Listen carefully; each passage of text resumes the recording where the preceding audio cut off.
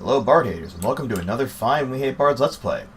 I'm Ben, and this is more Fallout New Vegas. So, if you'll recall last time, I sort of finished the Old World Blues. Well, not sort of finished, I did finish the Old World Blues DLC in a glorious fashion. I mean, I missed a lot of stuff in it, but I was mostly just trying to survive to the end of it, so I guess it can be largely forgiven. Maybe it can't. Maybe you can't forgive me for that. Oh well, play it yourself and find out what I missed.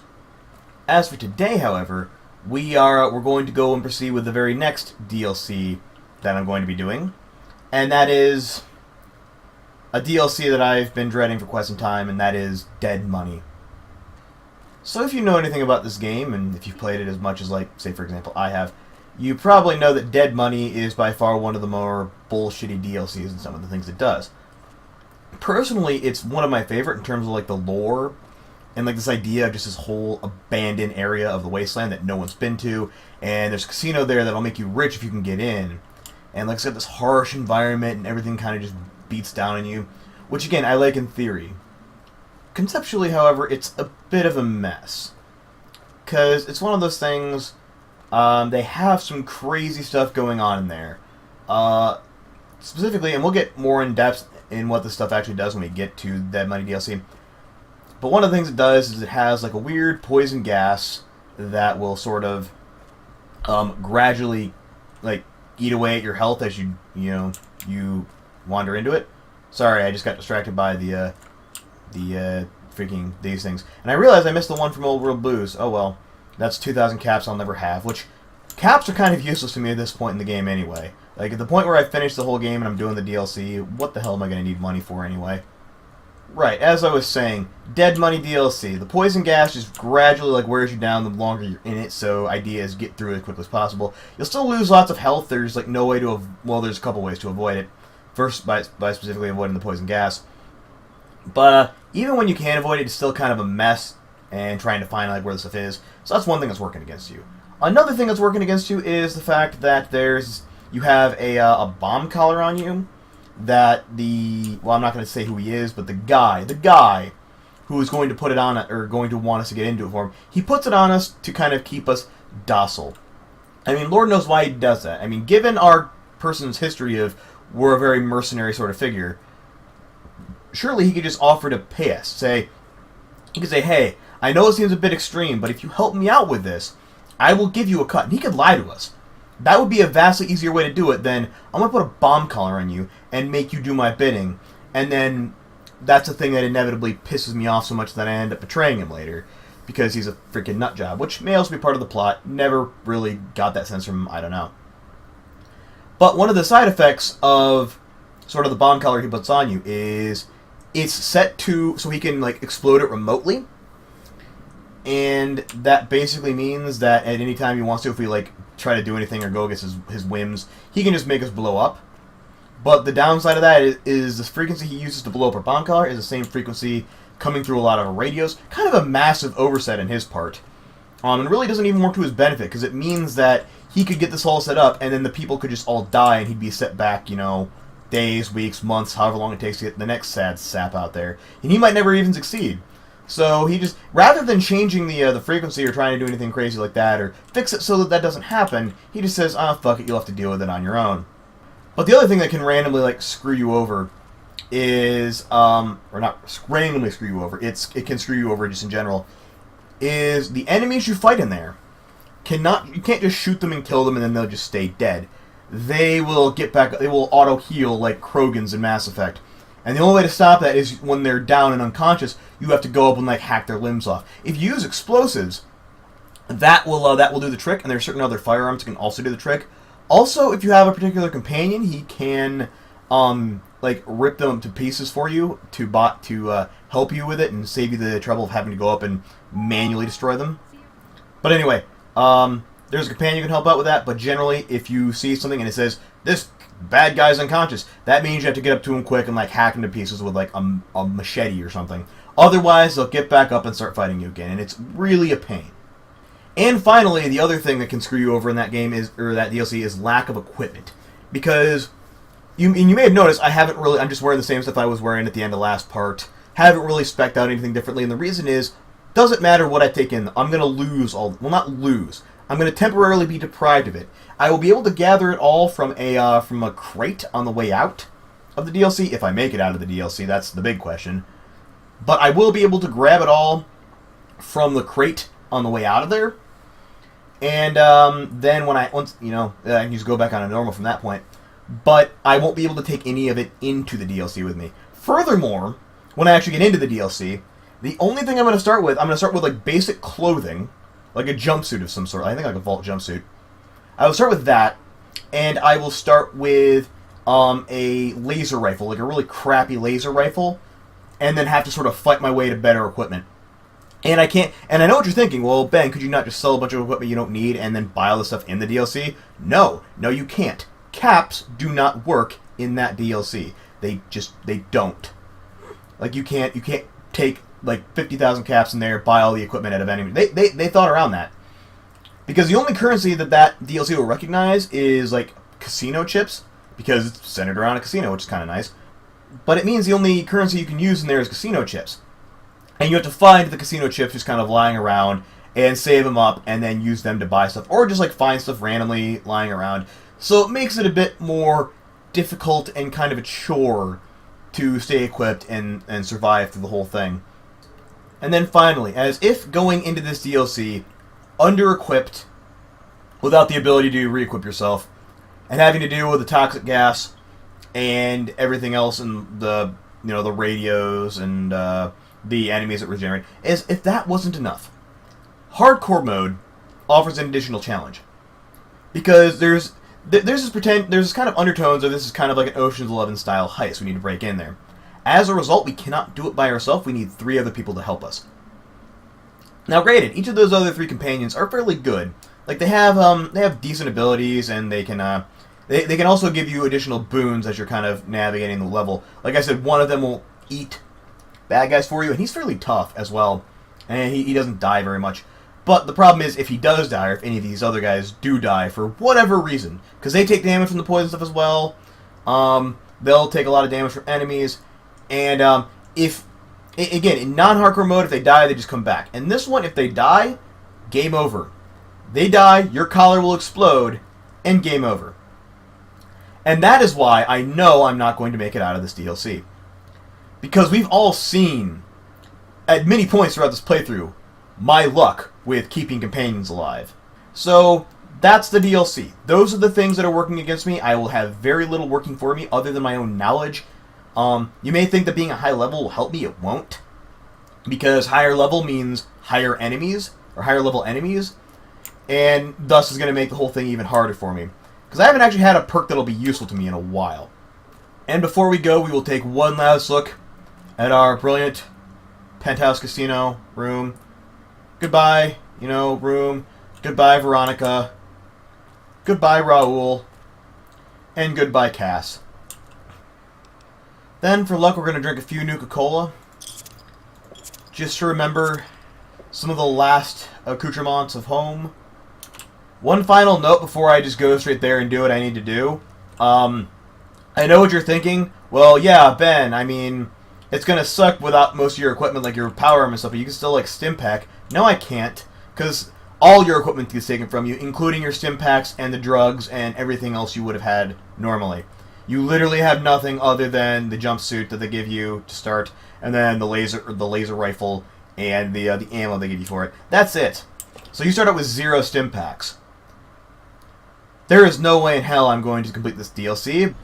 And so after fast traveling to Camp Forlorn Hope and going a little south and a little east, we come to the abandoned Brotherhood of Steel bunker, which is where the signal was coming from about untold wealth and riches and things. And this is the little thing, the little crate that your equipment will all go in once we get into this DLC, actually. Alright, here we go. Dead Money takes you to an extremely dangerous area of the Mojave Wasteland, a one-way journey until it's finished. And by the way, this, much like Honest Hearts, is a one-shot. I don't know if it mentions it later on, it might. But this is a one-shot DLC. You go there, you do the thing, and then you come right back out. Normal mode, you'll encounter new traps, enemies, and new companions whose lives are tied to yours. You'll be fighting the environment as well, a toxicity that erodes health over time. Companions are more vulnerable, and so are you. And that is why this is going to suck. Experienced courier is level 20 and up. Because as I said, the enemies do scale. If up to the challenge, I'm not really up to the challenge, but whatever. It waits and has been for 200 years. Let's seek out the radio signal in the bunker. One last thing I want to show off is this is a drop box. If I make it through, then I can show it off again and it wouldn't matter, but just in case I don't, what the drop box is for when you succeed, you do randomly get, like, I think 1,000 casino chips, which is equivalent to 1,000 caps, that you can just use for various stuff. So that's kind of useful. Uh-oh. And something happened, and now I'm going unconscious. Sleepy, sleepy, sleepy. And now they're going to do the thing like they've done with the other two DLCs, of giving us background on the area. And as always, I'm going to skip it all and summarize at the end of it. So yes, the intro doesn't tell you that much. Basically just, the Sierra Madre Casino was a casino scheduled to open right before the bombs went off. Well, it was actually scheduled to open the night of, coincidentally. And, oh, yep, here comes the guy. And therefore it never opened. And all the stuff that was meant to happen in there got sealed up forever. And no one's been able to get in there and bring it back out because of all the bad stuff. Blood red poison cloud, horrible monstrosities and things that roam. The entertainer's still there. Actually, one of the entertainers is still there. We'll meet him later. But it ends up with this this sort of tantalizing plot hook. Like, the hard part isn't getting there; it's letting go afterward. Which really is not the hard part. The hard part is actually getting there. The person the person who's trying to get us in there is Father Elijah, which is a name we've heard a few times before. And he's told us about this collar, which we would probably know what he's talking about, so I'm not going to ask that. Yeah, we follow the Sierra Madre signal, and he's not going to let us go until we help him. But as I was saying, Father Elijah is a person whose name has been mentioned a few times. He was mentioned by Veronica as her mentor, and he's mentioned a couple times in Old World Blues as well as someone who came in and just kind of wrecked everything. There we go. All your collars are linked. If one of you dies, all of you die. But Father Elijah was listed in some of the other lore around the Mojave Wasteland as this insane nutjob who used to lead the Brotherhood. Well, he wasn't insane when he led the Brotherhood. He was just ambitious and really kind of he wanted to do at all costs kind of guy. So if he could find something that would help the Brotherhood succeed, even if it meant killing lots of people, he was okay with doing it. And he ended up getting thrown out by the current elder, which I can't even remember. McNamara, that was what it was. McNamara.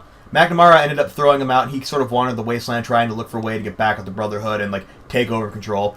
And he found the Sierra Madre eventually. And his idea is, if we can get in the Sierra Madre and get all the wealth and stuff inside of here, and whatever other crazy things are in there, we can use that to build an army back in the wasteland and take back over, Brotherhood style, and he can be in control. And of course, in the meantime, he's gone completely off his nut, and now he just, he's gonna force us to do his dirty work for him rather than pay us to do it for him. Okay. Let go. And once we go, leave the world behind at the Sierra Madre. Ooh, something just happened. I don't know what that was. Has fortune left you behind? But he gives us a hollow rifle to defend ourselves. Fuck. In all its glory, Shut up. Okay. So I just had to turn down the audio of this because the area I started has some dumb holographic bitch who won't shut her fucking mouth, and I have no idea how to turn her off. So I'm just gonna give the intro here in the option screen, in the menu screen. So basically what happened there was I finished the conversation, I asked all the other stuff I had to ask, and now we have to go and collect the other 3 people. And as I said, doing so is going to be rough. Apparently it does just gradually erode your health over time. I've already seen that a little bit.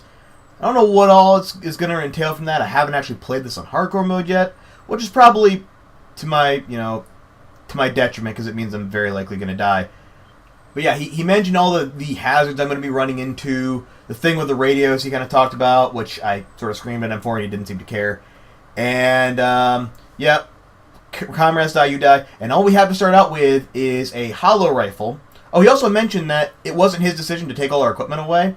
It was a built-in security measure of the casino somehow. No idea what that means, but it's all back at the bunker, safe and sound. So all we have now, somehow he was able to smuggle us a hollow rifle with bulk ammo, which sucks because bulk ammo is useless. And then from there, we sort of have to kind of find our own way through things by picking up weapons off of corpses. And normally this is kind of a fun... It's kind of a fun little gimmick. I like starting from nothing and having to build my way up slowly, but not when I'm playing a mode where I'm just randomly going to get killed for no reason, and not where that randomly getting killed for no reason is going to end the run. Ah, here we go. So this is what we need here. Sierra Madre chips. This is the currency. Oh! Oh! Biscuits. There's someone over there, so I'm going to go into stealth mode right now. Yeah, and see, I'm gradually taking damage already. I'm down. Because I came in here at full health, and if you look at my stats, I'm at 479 out of 490. So, we will see how long I can last before I actually do die. I don't think there's any way around this, at least not that I can tell. Now, as for what I'm going to do first, I'm going to go with what Elijah said and go after Dog first. Yes, Dog is at the police station, and there's some good equipment there. There's a couple guns there. There's some armor there. There's quite a few stim packs there. It's actually a really useful place to start. And as an FYI, I do not expect to actually get anywhere. Treasure's mine, assholes. Yeah, you can fucking keep it. I do not expect to get to the end of this. In fact, I will be absolutely shocked and amazed if I do. Basically expect it, if not to end in this part, in the next part. Oh yes, that's the other thing.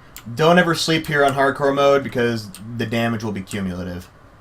So what I did was I just equipped the rebreather. Now he did say the rebreather would not stop health degradation. It just won't work on it. But the one nice thing about it is it gives you damage resistance 3. So, yeah, you know, I don't get any damage threshold or anything from the jumpsuit, which is kind of annoying. But I do get 3 damage threshold from the collar he gave me, and then I get 3 damage resistance from this. So that might reduce a couple hits down by a point or 2, and that could save my life. So, it very likely won't, but just in case. Having it around will at least do something. And as I'm looking through everything else, this is literally all we've got, so if I can get a gun rather than an energy weapon, or a shotgun. Ah, that's right, because shotguns actually do count as slashing damage for the purpose of killing these things. So if I can get a decent shotgun, and I think there are some police shotguns in the police, yeah, in the police station. Ooh, my first stim pack! Brilliant! I'm so happy for that. Nice spear. It's kind of useless, but it might be worth having just because, just to have like a slashing weapon. Because that's a ranged slashing weapon I can use. Yeah, you don't just have to have a shit ton of Sierra Madre chips to buy anything. You can sell like alcohol and clothing and other stuff, and it'll give you Sierra Madre chips in return. And then you can use those Sierra Madre chips to buy stim packs and basically nothing else. Well, I suppose ammo would be useful this time around because I don't have that much. Ah, there we go. Uh-oh.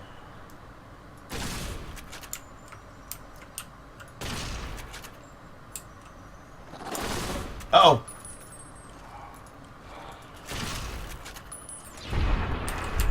Now, we actually need to, nice spear.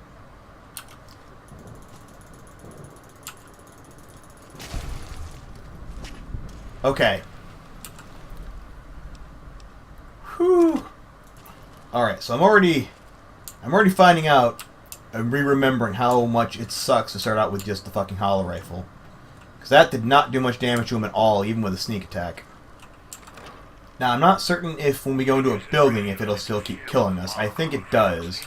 We'll find out when I start shaking it and coughing. Oh, oh, oh.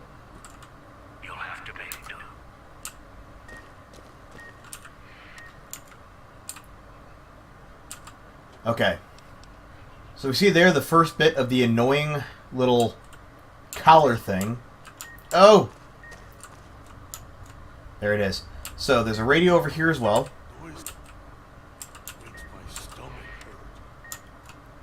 And we activated that, and it went away. So that's what you have to do. You have to know where these things are, and then you have to go and activate them. And then once you've activated them, the beeping will stop, and not before. Oh! Yes, vending machine codes. Those are things that are useful, because vending machines start out with very limited options. But when you find the codes, and you put them in vending machines, you can then get stuff that particular... Oh! I think I know where this is at. There we go. And Dog is in here. That is Dog. Dog / God. Because he's basically a schizophrenic super mutant with multiple personalities. So, we need to get him out, and we can choose whether to have him be God or Dog. Because Dog is much more powerful in combat, but his guy's kind of an idiot. Ooh, jar of cloud residue. Trying to remember what that does. I feel like it does something useful. And I think the next thing is actually going to be around the corner here. Oh, piss. That's right, we don't have lockpicks anymore, because they all got frickin' taken. I'm also going to, because I forgot to do it, equip the Sierra Madre helmet, because this is actually going to be better than the rebreather. Here's one of the other little tidbits about dead money. Is you'll see occasionally bits with like handprints on them like this. That means one of Dean's secret suitcases in here, and they generally have some pretty good stuff in them. Like this has a ton of ammo. Well, it has a ton of ammo. It also has 3 stim packs. So extremely useful, and 5 bobby pins. I'm really glad I found that. I'm also going to have to resort to drinking dirty water. Actually, no, I do have a pure water. Oh, that's right, I can heal some HP that way, too. Because I noticed I haven't actually been taking damage in here. Because I double-checked my HP at a few points along the way, and you don't actually lose damage in buildings. So that's a nice little added benefit I didn't even realize I had. So this is where my poor lockpicking ability is really going to start screwing me over. Plastic explosives, yes. Yeah, because I only have limited supplies for lockpicks this time around, so I can't just go breaking 50 of them and still be okay. My voice. That's it. Now, I think you can actually shoot these things as well if you can find them. I forgot where this thing is, and I don't want to just go running in there without knowing.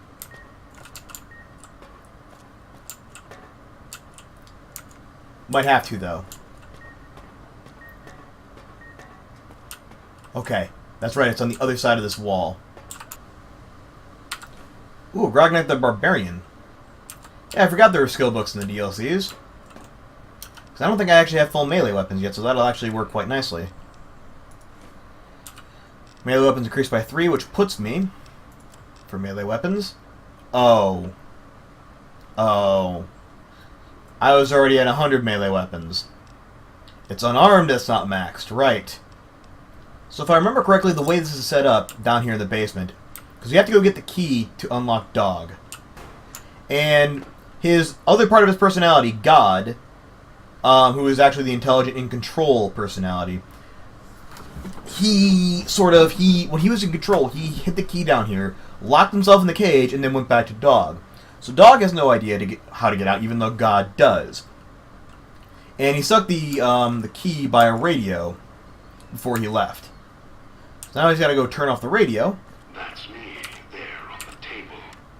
The disc. Can't let Yep, and now we had to grab the command tape that will allow Not yet. Dog to go back in control and use the key. Lock cannot be picked. Okay, so what we have to do, go in here, and we have to go to the miscellaneous. Dog, back in the cage. And that will awaken God. Alright, so to spare you the long, boring details of that conversation, God spoke to me, the in-control personality, saying that Dog had eaten the bomb collar, so that's why they had it on him. But God had plans for how to get out of here and how to actually escape the wasteland and escape out of control of Father Elijah. But Dog did not, and Dog would just do whatever Elijah commanded him to.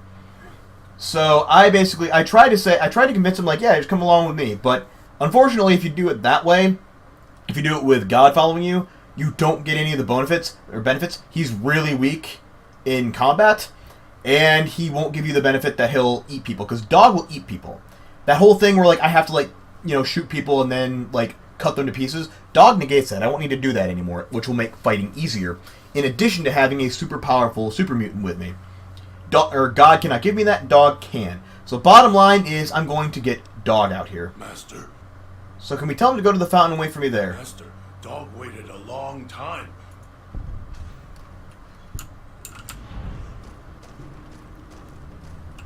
This might be bad. I kind of want a dog with me for a little bit. Maybe I shouldn't have done that. Oh, shit. So here's the new plan. The plan is, leg it. We're just going to run. We're going to run as far as I can away from these things. Shit. Shit. That actually did damage me. There's dog. Hello, dog. Dog, save me. Save me from the mean things. Oh, wait, we're in caution. We're in caution. We're in caution. Okay. Shh. We will be very, very quiet. And very, very still. Well, it doesn't appear that they're following me, so I think we might actually be good. Yeah, so I'm going to tab this so I don't constantly take damage while I'm trying to talk to you guys. So that's going to be the first part. I got to end it because I got a couple things I got to go take care of. And this part might be a little bit shorter as a result. I don't know. But we're going to call this the first part. And kind of set up how this is going to work. Very similar to the other DLCs we've had so far. I'm kind of sensing a theme. It's always the theme of threes. Because in Honest Hearts, we had to go do 3 things for Joshua Graham, then do three things for Daniel. And in Old World Blues, it was go find the 3 magical objects that will help us. Here it's go find the 3 people, and then go put the 3 people in their respective spots. So again, we're working on Law of Threes. I found the first one, namely Dog, or Dog/God, and now I have to go and find the other 2, namely Christine and Dean Domino. But that's all coming up in the next part. We will get that whole thing set up. We've survived the first part, which I'm kind of happy about. I didn't expect to survive even this long. I figured I would have done something stupid and died by now. In particular, that thing outside the police station, the reason I just booked it, and it's also the reason I would have liked to have Dog there with me, is that doing the event at the police station with Dog, it triggers an ambush outside. So the second you talk to Dog/God, it triggers an ambush, and when you go outside, there's 5 of those weird little things outside that want to kill you, and there's no way to avoid the fight. Having Dog or God there can give you an extra thing. He'll go, Dog especially, he'll go out and he'll aggro all the people, and then you can just shoot at the things around him, and he'll finish them all for you. It would have made it a bit easier. I could have fought my way out of there. As it stands, I was not able to do that, and from here on out, I'm basically going to be telling these guys, hey, come with me, just in case I need an extra gun hand to get back. Also, I want the bonuses the other 2 are going to give me, because they give you some pretty nice bonuses. So, yeah, that was why I ran. There was a horrible, horrible ambush there that I wanted to avoid, because I knew it was going to fucking kill me if I didn't. And we managed to avoid it. We're back here at the fountain, and as I said, next time, we will continue on with this DLC. In the meantime, thanks as always for watching, guys. I was Ben. This was Fallout New Vegas Hardcore Permadeath. See you next time, everybody.